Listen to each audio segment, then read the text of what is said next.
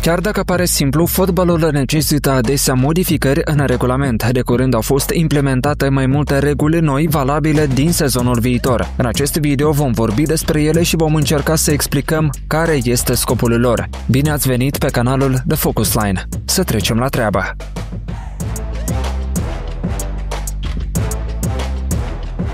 Probabil, una dintre cele mai importante modificări îi vizează pe arbitrii. Organizatorii competițiilor vor putea permite centralului să anunțe și să explice public deciziile luate după analiza fazelor prin intermediul sistemului VAR. Așa se întâmplă în MLS, Liga Superioară de Fotbal din Statele Unite. În plus, arbitrii vor putea fi echipați cu camere. Acest lucru se va întâmpla la Campionatul Mondial de Fotbal programat în 2026. Scopul este de a oferi telespectatorilor o perspectivă mai bună a terenului. Apropo, au fost și fotbaliști care au purtat camere. Aceste imagini din perspectiva jucătorului arată destul de interesant, mai ales când sportivul reușește lovitură liberă sau este doborât la pământ în urma unui fault dur. Asemenea cadre au fost surprinse de dispozitivul purtat de Youri Tielemans în timpul debutului său pentru Aston Villa într-un meci amical.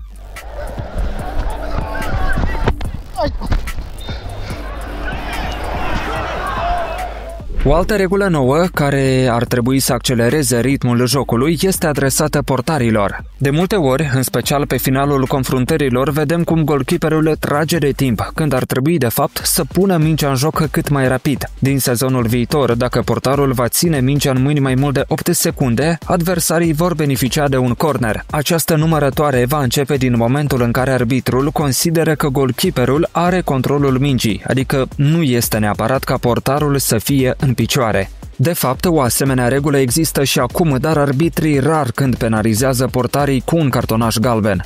Totuși, sunt și excepții. Look at that trademark scowl there.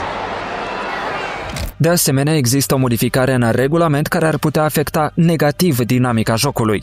Dacă un membru al băncii tehnice, un jucător de rezervă, înlocuit, eliminat sau care a părăsit temporar terenul, atinge accidental mingea care este aproape de linia de out, dar care încă nu a ieșit, se va acorda o lovitură liberă indirectă. Nu se vor acorda sancțiuni disciplinare, cu excepția cazurilor în care această acțiune se va repeta frecvent.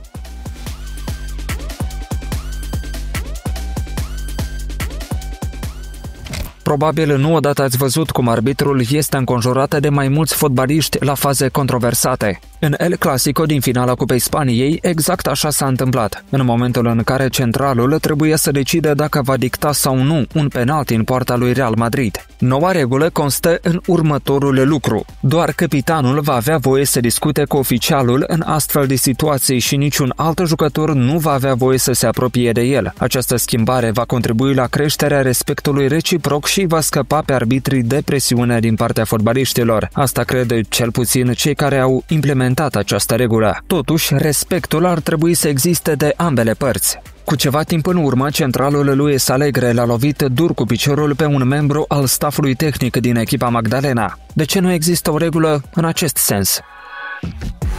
Tranquilo, muchachos, tranquilo. Au fost operate și unele modificări privind offside-ul la degajarea portarului și la lovitura de arbitru. Ele nu sunt atât de esențiale, dar totuși există. Consiliul Internațional al Asociațiilor de Fotbal a aprobat oficial toate aceste modificări în regulamentul de joc care vor intra în vigoare începând cu sezonul viitor. Totuși, ar putea fi implementate încă câteva modificări care vor viza direct Liga Campionilor, cea mai tare competiție fotbalistică din lume. Meciurile dintre două echipe din aceeași țară ar putea fi permise în play-off doar din faza sferturilor. Se pare că UEFA vrea să elimine partide precum Brest și PSG din 16-mi, așa cum s-a întâmplat în această ediție a turneului continental.